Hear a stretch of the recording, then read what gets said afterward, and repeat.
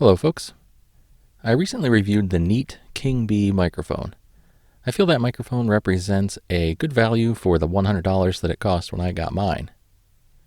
I saw that Neat makes a desktop USB microphone called the Bumblebee.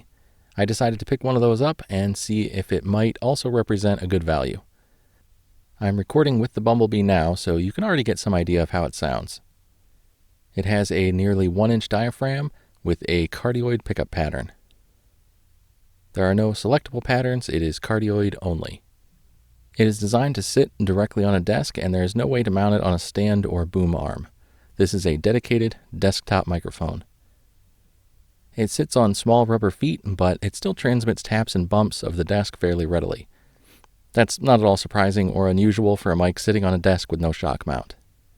It has a jointed arm so you can adjust height and position somewhat, and the mic capsule rotates, but it is so stiff I was afraid it would break when I initially tried to adjust it.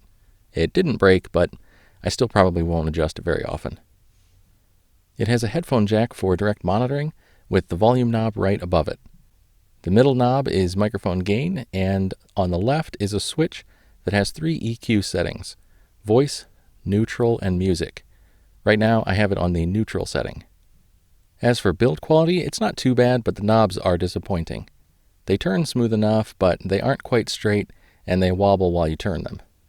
The gaps between the knobs and the base varied quite a bit, and the arrow was originally way off on the EQ switch. I also had an issue with headphone output initially. The headphone output would come and go, and the headphone volume knob was really loose and it rattled. I disassembled the microphone, which was pretty easy, and I found that the casing for the headphone volume potentiometer was bent and coming apart. This made the potentiometer assembly loose and was causing a poor connection internally. Anything can have a defect, so I don't really hold that issue against the microphone. I could have sent it back for a replacement and I'm sure it would have been fine, but I was able to fix the issue myself, so it wasn't a big deal for me. Unfortunately, the headphone amp itself is poor quality. It gets loud enough for me, but it's not a very strong headphone amp. Above half volume or so, it loses low end and it sounds strained. It's also noisy. With low ohm, high sensitivity headphones, there's a lot of hiss, particularly if you go anywhere above half volume or so. With higher ohm headphones, there's a bit less hiss, but then the output is even lower. I also hear a continuous high-pitched hum that is not tied to volume and is present at all times, and occasionally I get other just weird clicking and just like digital interference noises that come through the headphones. The headphone output works for direct monitoring, but it's not great, and it can make you think there's more hiss in your recording than there really is. I have a Blue Yeti as well, and the headphone output on the Yeti, while not perfect, is much better than the one on the Bumblebee. Microphone gain is only just sufficient. It has to be maxed out to get good levels if I'm not within a few inches of the microphone. Even if I am within a few inches, as I am now, I still have to have the gain very nearly maxed. Even 3/4 gain produces fairly low levels when my mouth is only a few inches away from the capsule. Keep in mind, you'll get the best sound quality if you are within a few inches of the mic, but I know a lot of people use this type of microphone a good 12 to 18 inches away on their desk. You could argue that that's not the optimal way to use this mic, but it is the setup that is most convenient for a lot of people. With this mic not having the option of a stand or a boom arm of any kind, it's fair to say that this mic could be expected to be used in that way. With that in mind, it would be nice if this mic had a bit more gain. Again, for comparison, the Blue Yeti has quite a bit more gain. The Bumblebee does sound good. Up to this point, I've been in neutral mode. I think it sounds a bit darker than the Yeti in neutral mode, but let's try the other settings.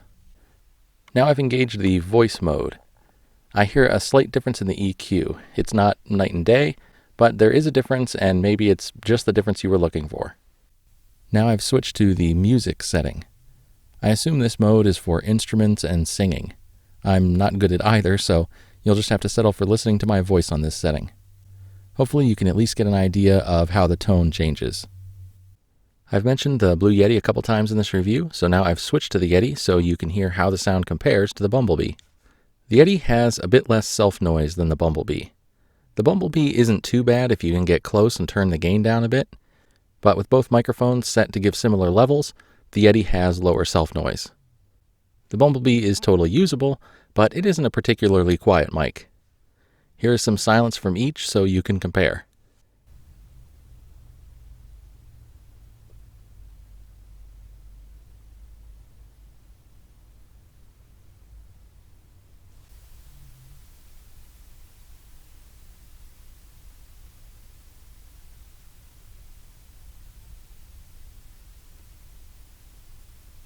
Now I'm back to the Bumblebee on the neutral setting.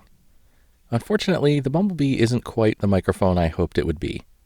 The King Bee represented such a good value, I was hoping to find another gem, but for the USB mic world, with the Bumblebee.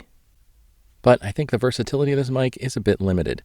It does have different EQ modes, but it doesn't have a mute switch or mute button, and it's also permanently fixed to the desk mount and has no way to be mounted on any kind of a stand or arm or into any kind of shock mount. The poor headphone output quality, the comparatively low mic gain, and the slightly higher self-noise makes this only an okay, but not great mic in my opinion. It does sound pretty good, but just be aware of the limitations. Hopefully that was helpful. If you have any questions or if there's anything else you'd like me to test out with this microphone, let me know. As always, thanks for watching. Take care.